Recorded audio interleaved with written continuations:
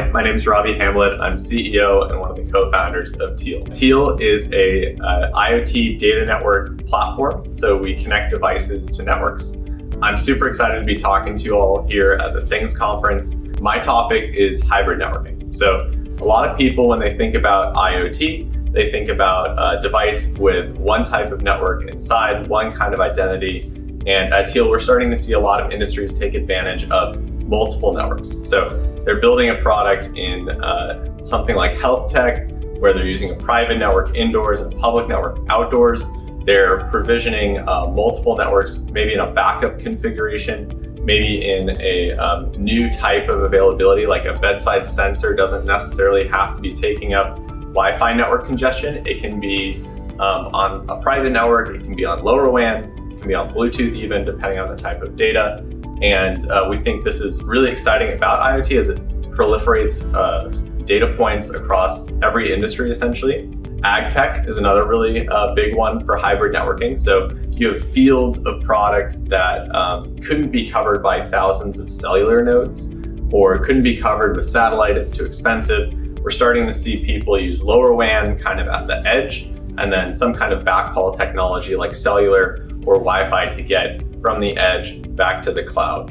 Industrial is another big one. So you've got forklifts, you've got supply chain, things that are tracking in and out of multiple different types of networks. So a package that gets assembled might have data about it inside of that factory. Then when it goes out onto the loading dock, it might have a different kind of data point attached to it. Maybe it's using Bluetooth to track which container it's in. And then when it's out in the field, it might use something like LoRaWAN at the shipping logistics centers.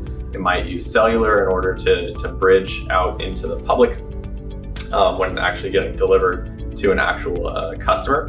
But these are all really interesting use cases because they're using hybrid networks as a way to expand the availability and add redundancy to their IoT solutions. There's kind of like a new era where people are building modules, and the modules include radios across more than just one technology. I'm sure you guys are all starting to build with LoRaWAN modules that include Bluetooth or Wi-Fi or even cellular. And you can think about TEAL as providing more of a credentialing layer for those. So for the same reason you wouldn't want to just ship something today and say, look, I hope that credential I gave it is going to last its whole lifespan. You would also want the ability to dynamically change that credential over time. And if you look at something in ag tech like cattle tracking sensors, today a lot of those are done using satellite technology. Satellite is very expensive. There may not be LoRaWAN coverage in that field yet, but that might be something that gets turned on later. Using a platform that manages the network identities and picking components that include multiple different radio types means you can future-proof the device for your customers, for your customer solutions, for even your own solutions if you're doing your network in-house, and not have to worry about adding a new technology later and having to roll trucks and physically replace equipment that can be much more expensive than just kind of a one-time provisioning action. You also have redundancy and the benefit of redundancy. So a lot of network types are best effort, right? So satellite doesn't have a huge lot of payload. There certainly isn't things like TCP packet correction and things like that. They're not even using IP protocols most of the time. It's messages per second.